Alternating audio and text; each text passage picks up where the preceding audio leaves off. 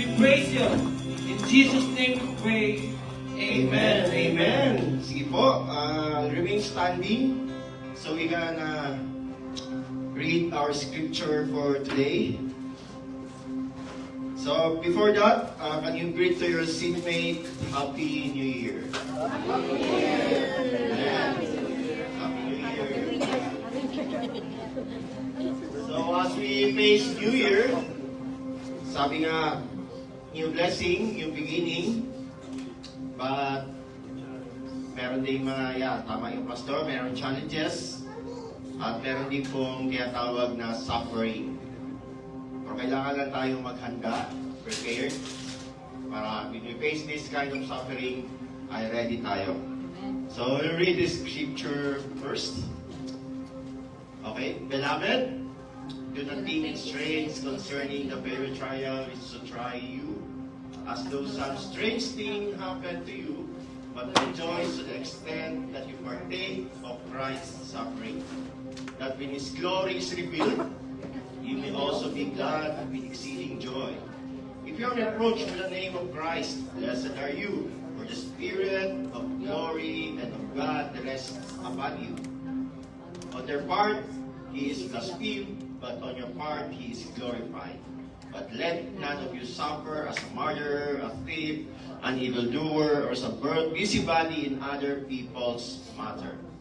Yet, if anyone suffers as a Christian, let him not be ashamed, but let him glorify God in this matter. For the time has come for judgment to begin at the house of God, and if it begins with us first, what will be the end of those who do not obey the gospel of God? Now, if the righteous one is scarcely saved, where will the ungodly and the sinner appear? Therefore, let those who suffer according to the will of God commit their souls to Him in doing good as to a faithful Creator. So God, thank you so much for your word. Thank you so much, Lord, for this day. This is the day that you have made. And indeed, Lord God, will be rejoiced and glad in it, whatever circumstances, challenges, sufferings that we're facing right now, Lord God, we still glorify you. Because you are the Lord of all, the Lord of everything. The earth is the Lord, its fullness, and all those who dwell in it. Kaya Lord, dalangin po namin sa umagang ito, Panginoon, na mangusap ka po sa aming mga puso at magamit po namin ng every details of your word, Lord God, as we navigate the new 2026, Lord God. Lord, salamat po. At ngayon pa lamang, Lord God, ay inahanda mo na po kami for the great things to happen. Best or worst, Lord God, we are ready. Because everything we believe, Lord God, it's for our own sake. Thank you so much, God. And Holy Spirit, we invite you once again, move in this place, over this place. Mangusap ka po sa amin. At mamanifest po, Lord God, ang fruit of the Spirit in us. And sa mga tithes na offerings, sa mga giving, Lord God, na aming pinagkaloob, salamat po sa mga employers po namin, sa mga business, Lord God, na pinadaluyan niyo po na pagkapala po sa amin. Lord God, salamat po at dalangin din po namin ang kanyang salvation, Lord God, at tulad po sa amin. Lord, magamit lamang po ang mga resources na to in the furtherance of your kingdom here on earth. Salamat po, Panginoon. Right now, we declare victory in your message in Jesus' name. Amen! So, sige po, tayo na po yung makaupo. So, natin pong, ang topic po kanina ng exhorter ay si Peter at si Jesus. So, Peter po ulit tayo. I guess pang siyam na to na Peter. Simula nung nag-spruce group tayo, laging si Peter. Kasi si Peter kasi yung sinabihan ni Jesus that upon this rock, I will build my church. So, maganda pong pag-aralan yung Peter kasi ito po yung mga foundation of building a church. And of course, practical tips as we navigate this life. Amen? So, ang ating pong key verse ay tingnan po natin sa verse 16. Yet if anyone suffers as a Christian, let him not be ashamed, but let him glorify God in this matter. So ang title po is Suffering is a Christian. Sabihin nyo, Pastor, bago lang tayong pumasok sa 2026, pag-usapan agad natin suffering.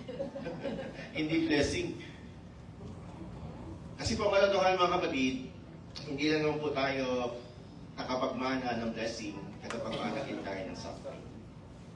Ang Diyos po nagsabi niyan sa, hindi ko siguro nasabi na flash yan, pero sabi niya sa Romans 8:17, in fact, together with Christ, we are heirs of God's glory, but if we are to share His glory, we must also share His suffering. So tamang perspective lang po ang dapat kailangan natin as we face different kinds of suffering, different kinds of difficulties, challenges in life. Mga kapatid, let us not escape suffering. Let's face it together. Amen? So I don't know what's your suffering right now, whatever circumstances you're dealing right now, or maybe napagtagumpayan ninyo, praise God. But expect more. Meron pa yan mga kapatid.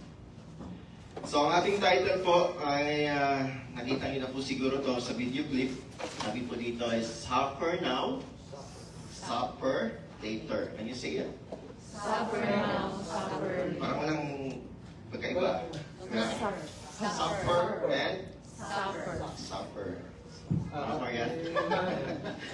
May isang teacher ko dito. Amen. So, ang suffer kasi is a metaphor, is a symbol of abundance and blessing.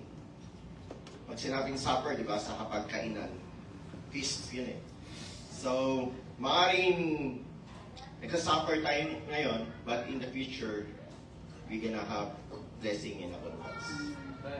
Meron din pong future na mangyayari sa atin. Siya tawag po itong supper or marriage supper of the Lamb. Sabi sa Revelation 19, blessed as those who are called to the marriage supper of the Lamb.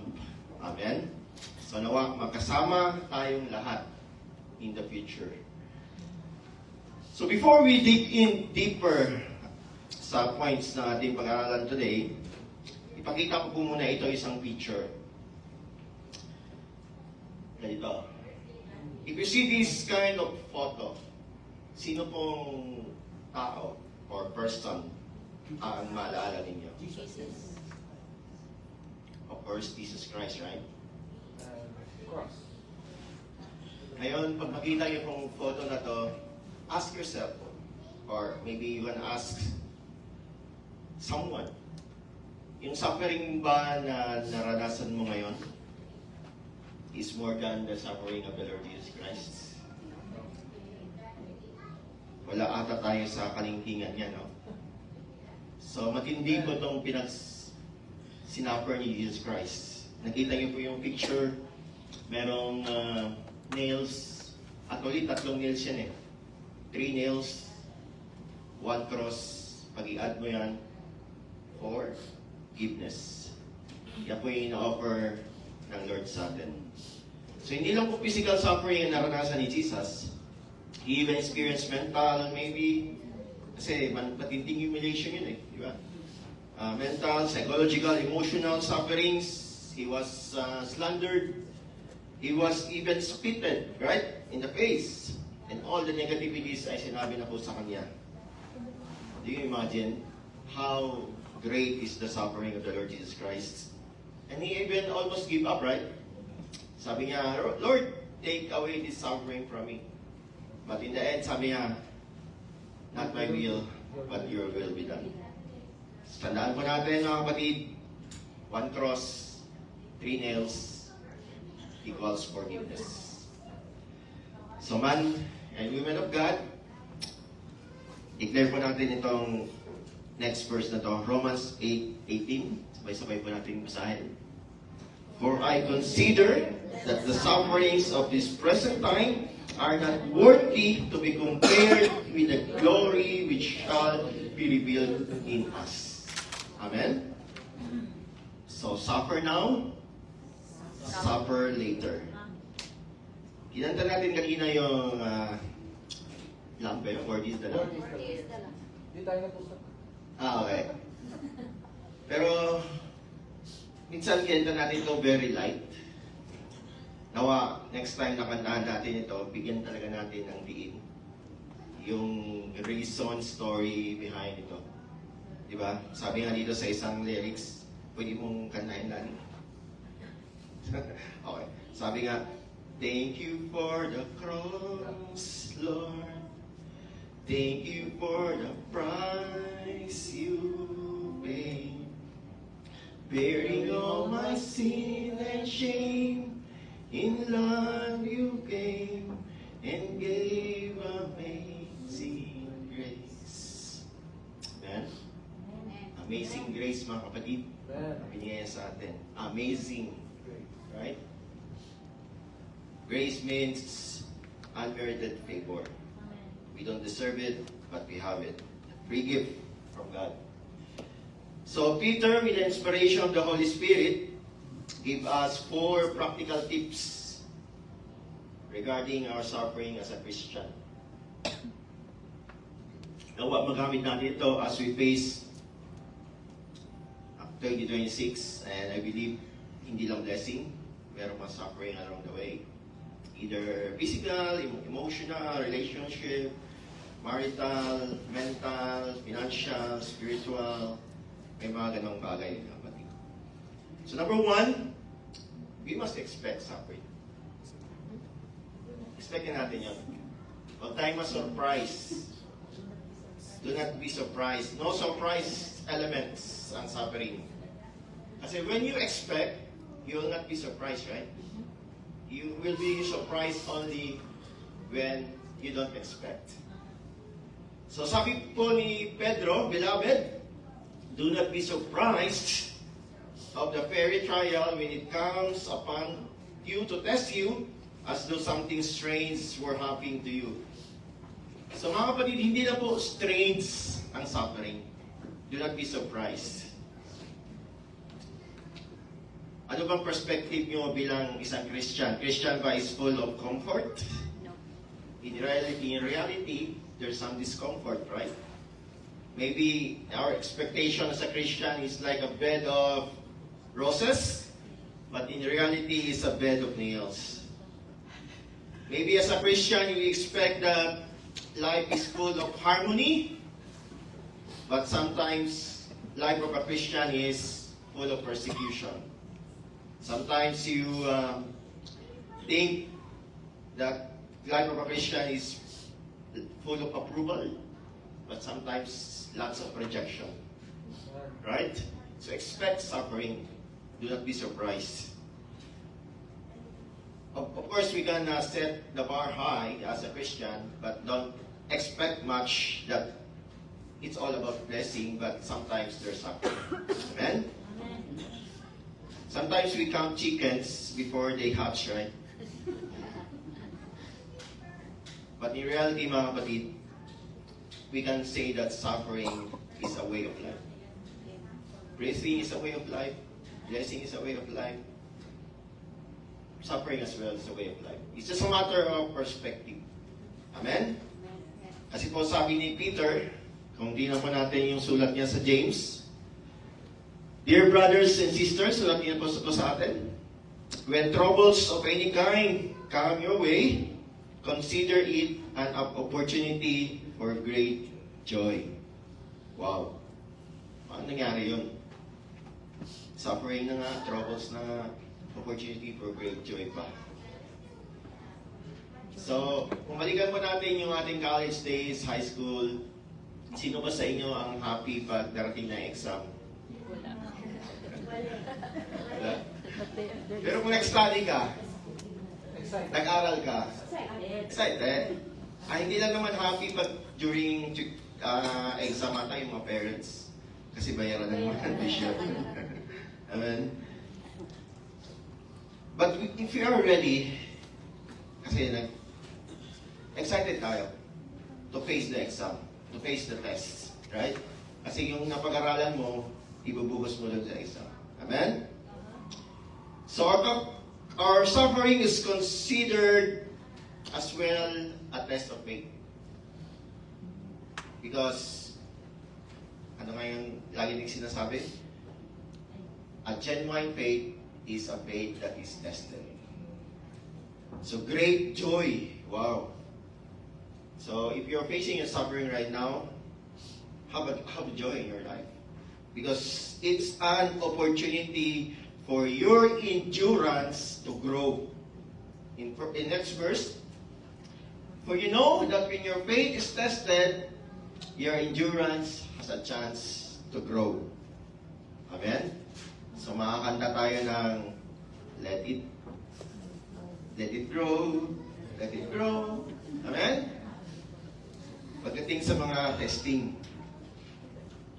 So let it grow. Sabi ni Peter, James, for when your endurance is fully developed, you will be perfect and complete, needing nothing.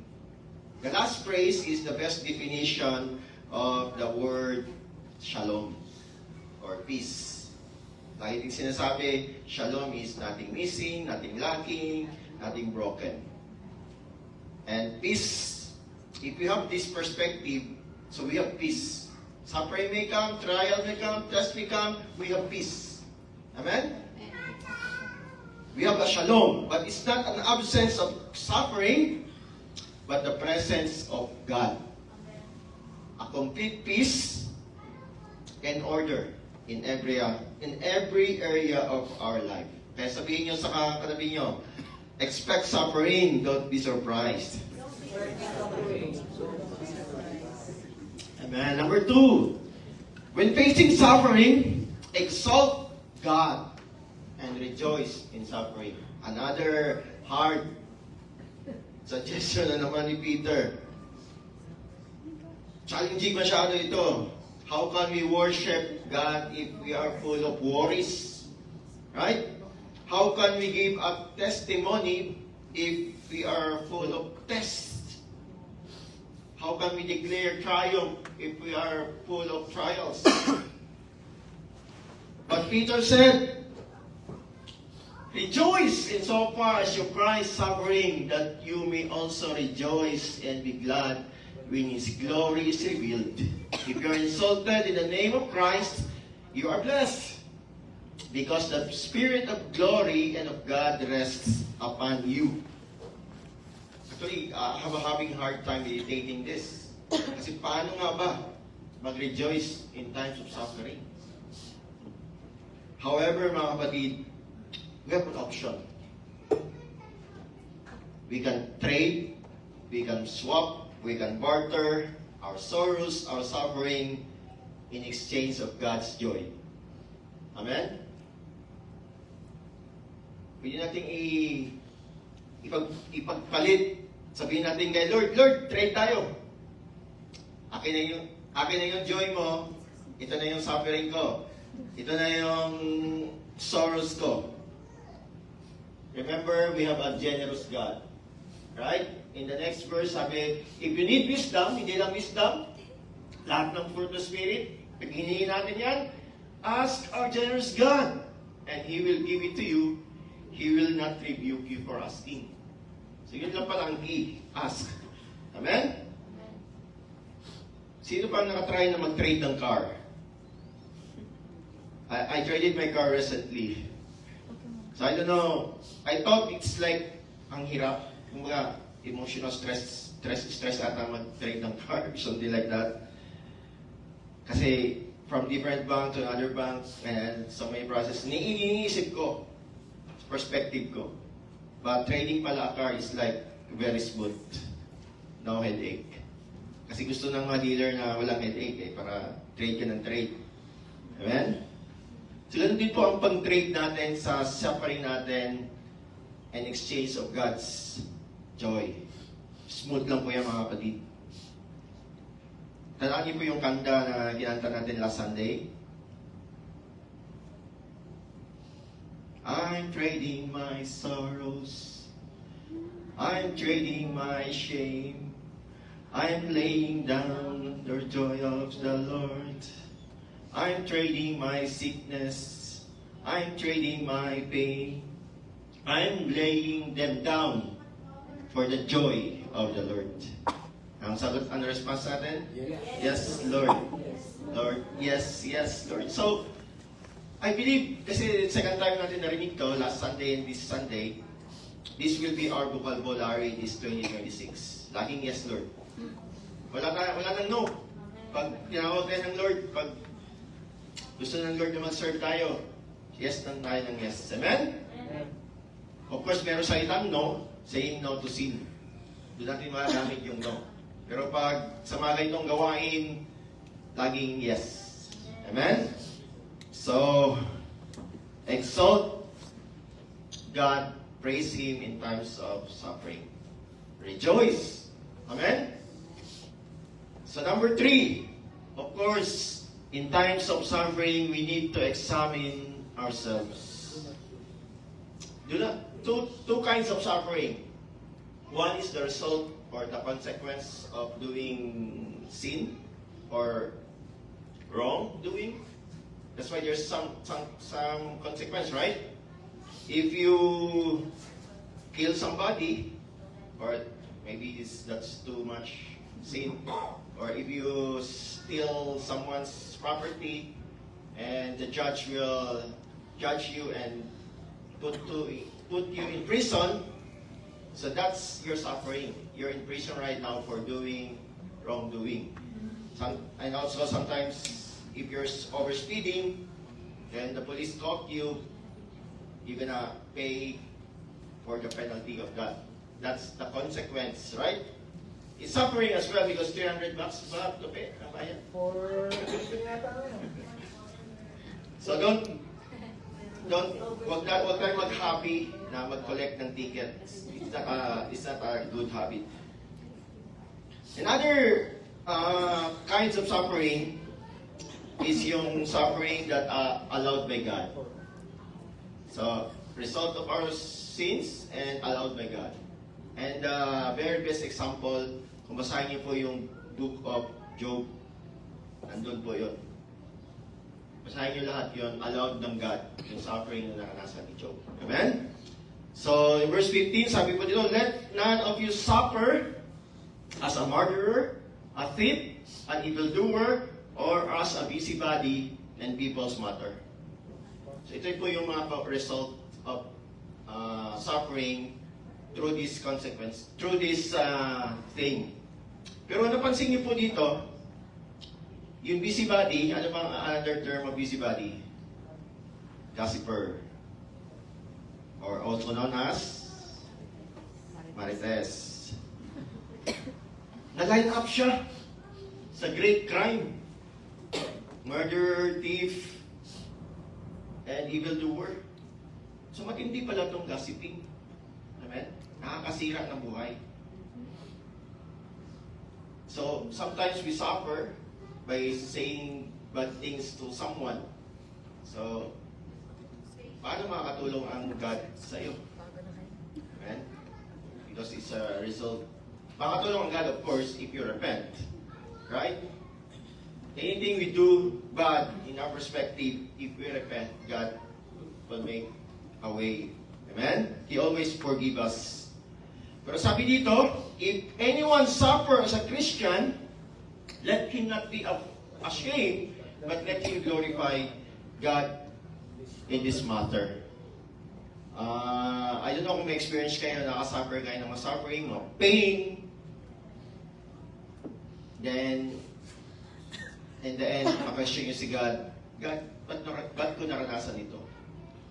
Minsan, sagutin ka ng God, kasama ba ako nung ginawa mo ang kasalanan na yan? Sa sarap, kasama ba ako?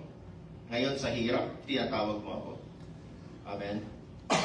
So, laging dapat natin kasama ang Lord.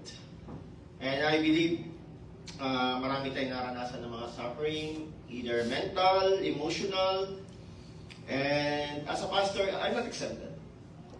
May mga mental, emotional suffering tayong naranasan, especially yung nag-isa ka na lang, di ba? Maraming pumapasok ng mga negatibo sa mga kaisipan natin. Don't mind those persons saying negatives on you. Because at the end of the day, it's our personal accountability before the Lord. Amen? And Peter reminded us in verse 17 and verse 18, yung mga taong nag-gossip sa'yo, nag-BBC-body sa'yo, don't mind them. Because in the end of the day, Peter said, "Well, time has come for judgment to begin at the house of God. And if it begins with us first, what will be the end of those who not obey the gospel of God? If the righteous is scarcely saved, where will be the ungodly and the sinner appear?" So, meditating again this word is tough. Mahirap ulit. But I ask God, God, simplihan po nilang po ang paano po gusto mo pong iparating sa amin. Sum up in one word. And the word is faithfulness. Mga kapatid, in the end of the day, faith matters. Ang question po, where did you put your faith, your trust, and hope in times of suffering? In times of difficulties, nilagay natin minsan sa ating sariling strength, di ba? Gusto natin isolve in our own strength. Sometimes in our own good works. In our good moral right conduct. But the answer truly is in Proverbs 3, 5, 6 lang po mga kapatid. Amen? Sabi po dito, trust in the Lord with all your heart. And lean not on your understanding, in all your ways, acknowledge Him, and He shall direct your path. So when you face suffering, it's time also to self-check. Ano bang source ng aking suffering right now? Is it the result of the sin I committed, the wrongdoing I committed? Or is the result of suffering being a Christian? Sabi po sa Biblia, and I believe, examine yourself to see if your faith is genuine. Test yourselves. Surely you know that Jesus Christ is among you. If not, you have failed the test of examining faith. Sabi kanina, is Jesus part of your suffering now? If yes, of course, He is part of the solution. Amen? That's why always include God in the solutions. Sometimes when we suffer, we have problem, we go to your friends or whatsoever, but we don't include God. Always include God because He is the answer of all. Amen? So number 4, lastly, when you face suffering, always entrust our faithful Creator. The most trusted person in the universe is not your spouse, but the Lord. He is the faithful Creator. Therefore, let those who suffer according to God's will entrust their souls to faithful Creator while doing good. Nag-iisang verse sa Bible na yung dalawang attribute ng Lord pinagsama. Faithful na Creator pa. Amen? Yan po yung ating God na pinagsisilbahan. He is faithful. He even created us. Wow. Therefore, let those who suffer, para kinuklud ng Peter to Therefore, let those who suffer according to God's will entrust their soul to faithful Creator while doing good. While doing good. So our suffering, the pain, the hardship that we're facing right now will not stop us, hinder us to become fruitful. Amen? But it will encourage and motivate us to keep doing good. Ano ba yung Galatians 6:9-10? Dapat memorize natin lahat yan. I encourage everyone. Galatians 6:9-10, do not grow weary in doing good, because in due time you will reap the harvest.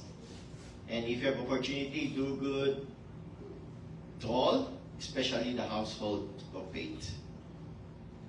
Huwag po tayong lost confident in our faithful Creator. He is not done yet with your lives. Amen? If you're facing circumstances, sufferings right now, He's just testing you, testing your faith. Because as I mentioned a while ago, a genuine faith is a faith that is tested. The fight isn't over yet, mga kapatid. The race is not finished yet.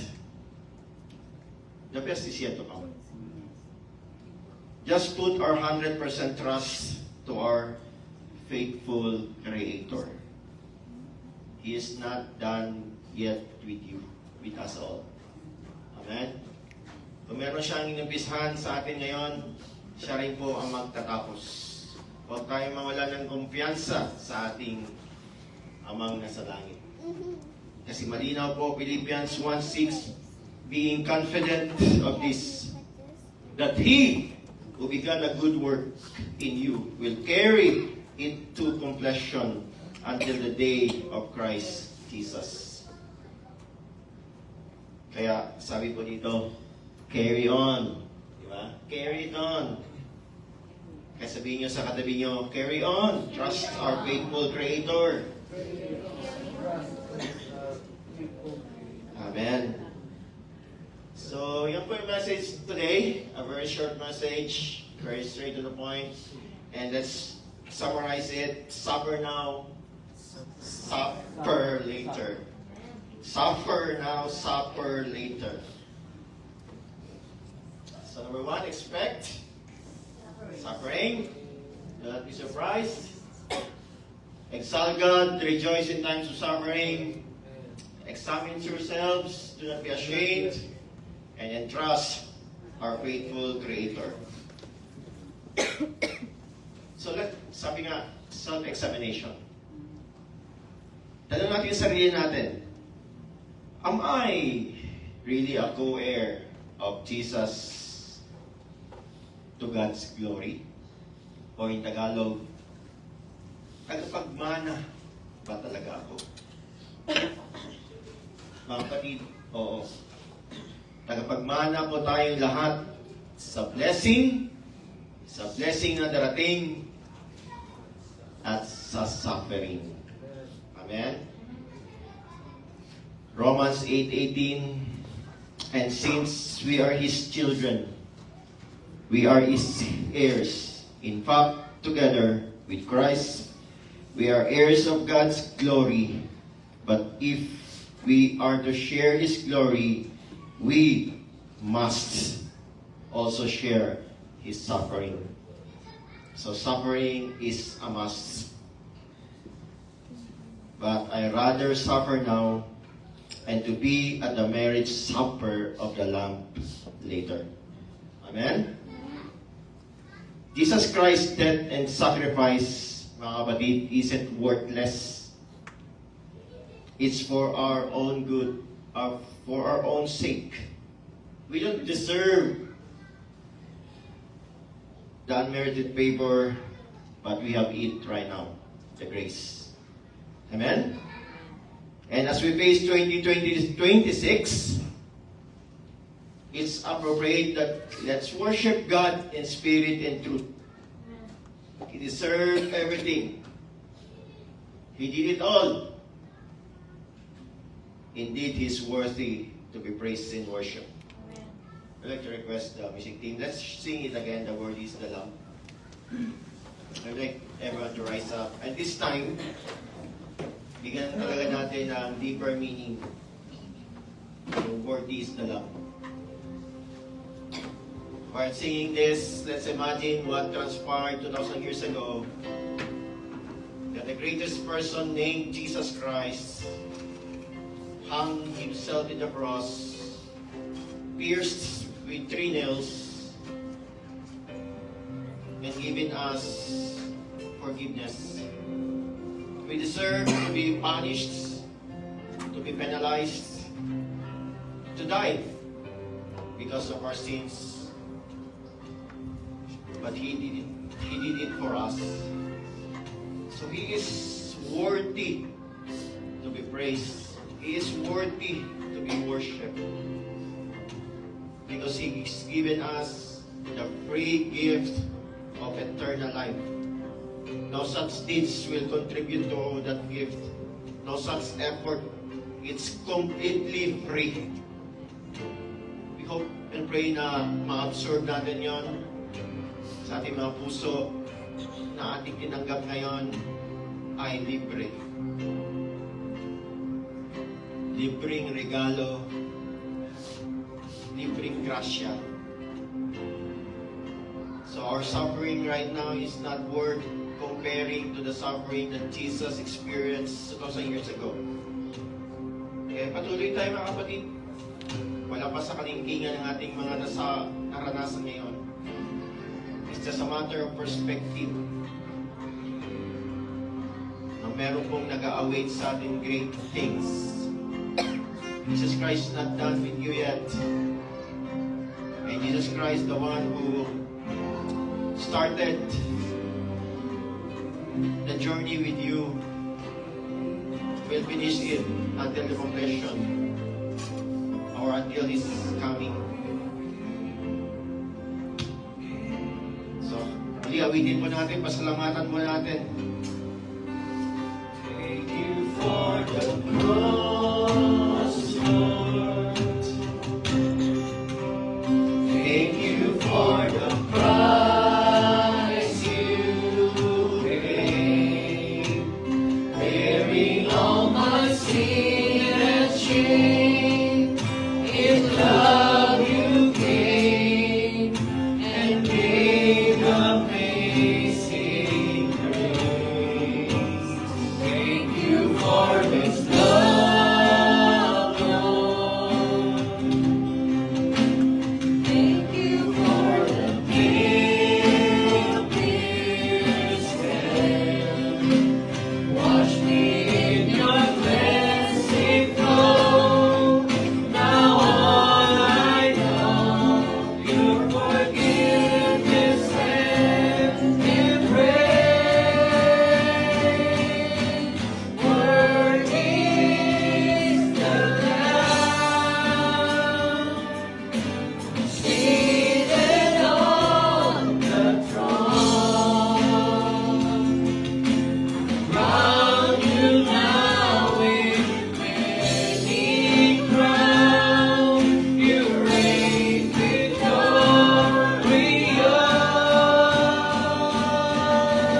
High and lifted up, Jesus, Son of God, the darling of heaven, crucified.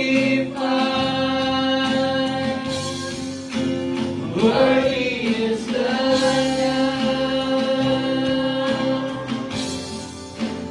Worthy is the Lamb. Thank you for the cross, Lord.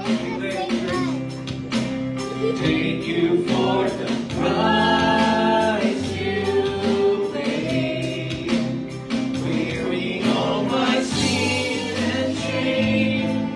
In love you gave and gave amazing grace. Thank you for this love, Lord.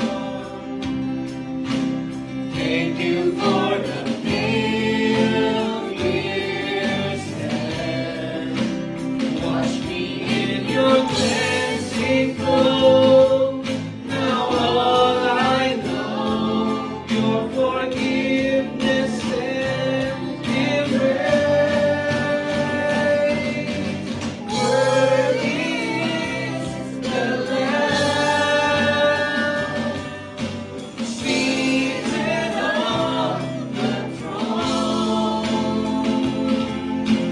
Crown you now with many crowns. You reign victorious. High and lifted up. Jesus, Son of God, the darling of heaven, crucified. Worthy is the Lamb. Muli, Panginoon, salamat po sa mensahe na pinadali niyo po sa umagang ito, Panginoon. Dalangin po namin, Lord God, na magamit po namin in every details of your word na narinig po namin. At hopefully, Lord God, it will planted in the rich soil of our hearts. Na every day, Lord God, as we face the challenges of this world, kasama ka po namin, Panginoon. Lord God, dalangin po namin na aming suffering ngayon, Lord God, ay will give blessing and abundance in the future. We will endure this, God. We will endure this because kasama ka po namin.